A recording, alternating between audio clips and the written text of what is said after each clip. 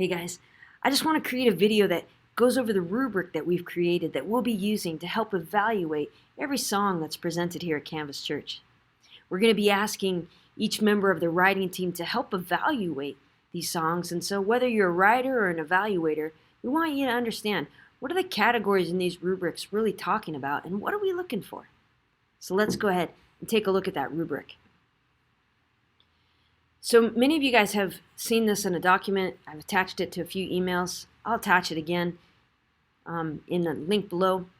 But this is the rubric that we'll be using in our evaluation nights.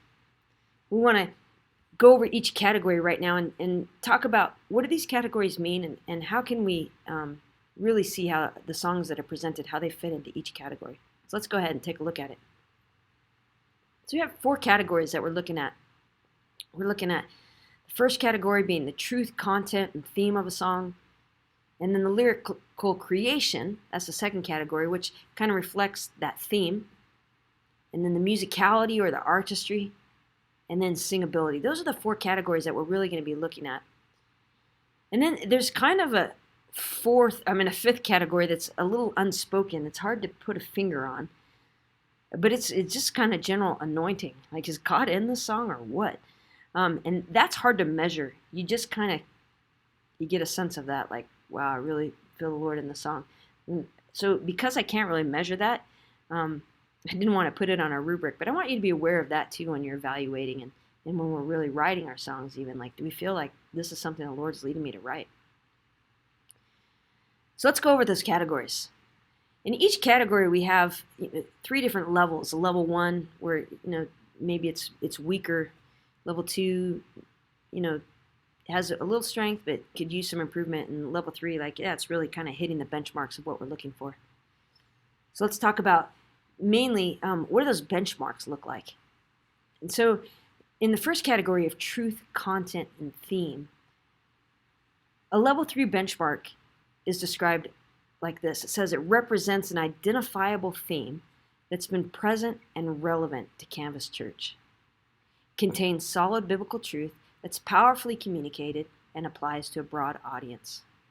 So there's some important points in that benchmark. 1, it's an identifiable theme that's been present and relevant to Canvas Church. So for example, in the month of December, we're going to be doing a series on joy. That's a present and identifiable theme.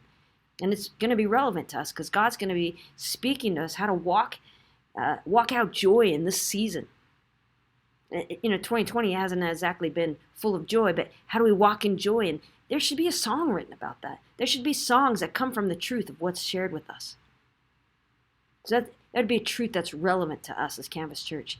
And it contains solid biblical truth that's powerfully communicated and applies to a broad audience. And the broad audience here is super important. And what I mean by that is sometimes you hear songs that are, written more from a me perspective, or this is what I'm going through. And a worship song should be written from the perspective of what I'm communicating applies to all of us right now in this moment. So when we start a song, or when a song, has a line like, I'm really worn out, well, maybe that's not really where everyone's feeling right there in that moment. And so it doesn't apply very well to the broader audience. Another way of saying that is, maybe sometimes we can feel dry or sometimes we can feel worn out, but I'm really worn out not everyone can say that authentically in that moment. So it doesn't apply to a broad audience. In solid biblical truth, we want to make sure that we're focusing more on the truth of who God is than just, the circumstances that we're going through. So let's make sure those are benchmark elements. And the next category is lyrical creation, and this is important too. Lyrical creation is the way our words reflect that biblical theme. And we want songs to be void of cliches. So the way this is described as a level 3 benchmark, it says well-crafted lyrics that contain new ways to declare biblical truth. Void of cliches. Rhymes would feel more natural than forced, and it has a lyrical hook. Well-crafted lyrics mean that there's probably even an element of poetry and depth to the lyrics that convey that biblical truth that doesn't feel forced. It doesn't just feel like a shallow thing that's communicated and then we pick another line that just happens to rhyme. In trying to stay consistent with one theme, sometimes what would deviate from that one theme is when we force a rhyme and we throw another line in a song just because it happens to fit and it's kind of religious sounding, but it doesn't even really go with the theme of the song. It's not well crafted. It doesn't really contribute. It just happens to rhyme. It just happens to fit in the song and make sense in that moment. And so we're really looking for well-crafted lyrics, also ones that are just, void of cliches. One song that has had an element of success that I like to use an example of, still kind of full of cliches, is an older song by Hillsong called Came to My Rescue. It's a hard song, actually, for me. I love that song, and I've actually kind of led it a few times. Well, not kind of, I have. I've led that song a few times, but it's always kind of troubled me in that it has several themes, and it's kind of full of cliches. And it's indicative of a less mature writing style that Hillsong used to have. And now they've developed much more as writers, and you don't see those pitfalls in their songs as much as back then. Came to My Rescue starts out as a song of adoration, falling on my knees in worship.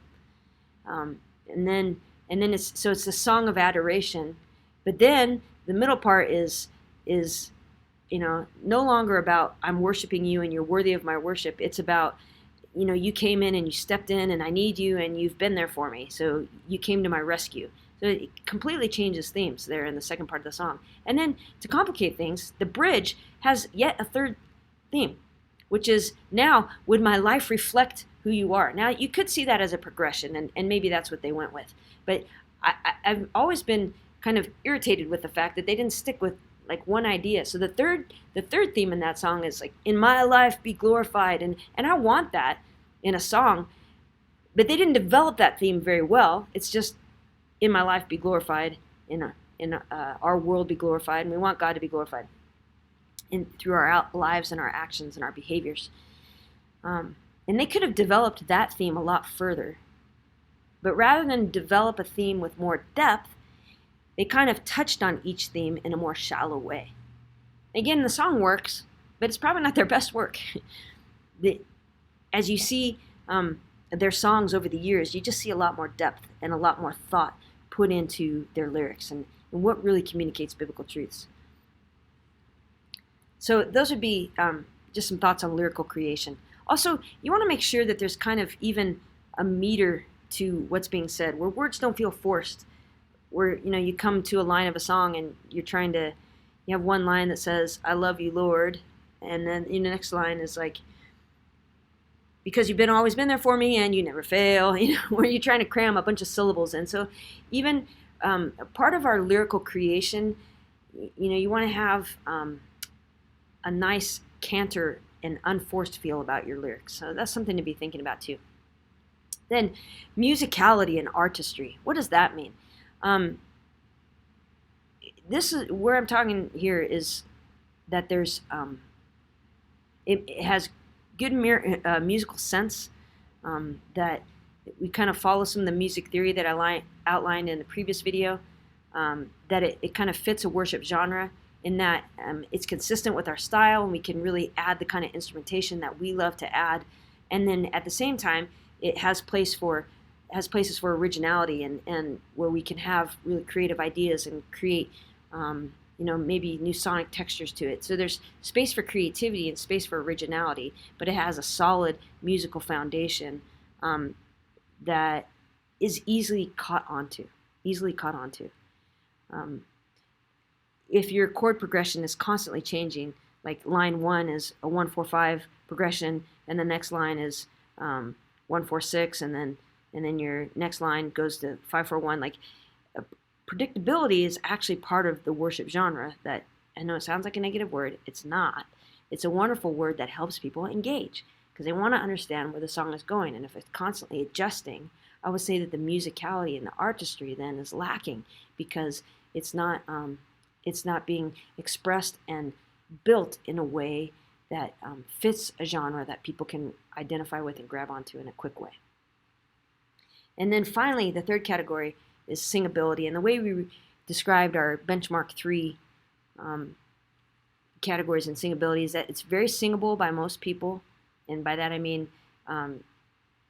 well, we'll talk about what I mean by that. And then the rhythms and melody enhance the meaning of the text.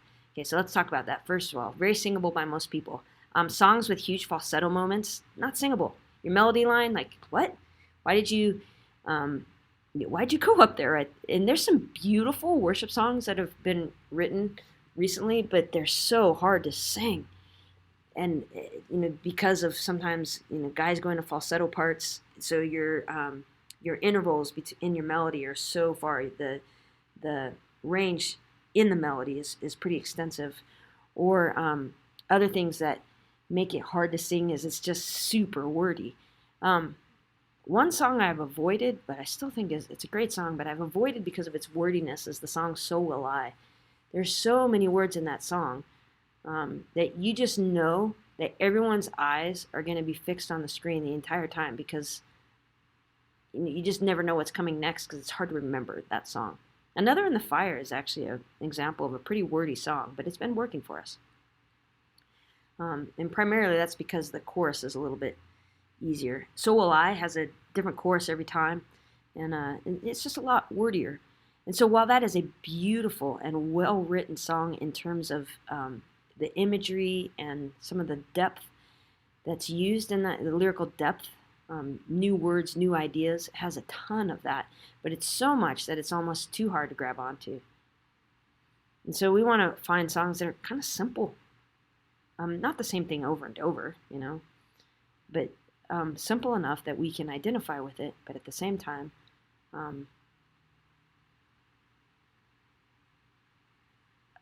it's so simple, but has enough development that it has depth to it. And then we also want rhythms and melody that enhance the meaning of the text. I recently wrote a song about joy and about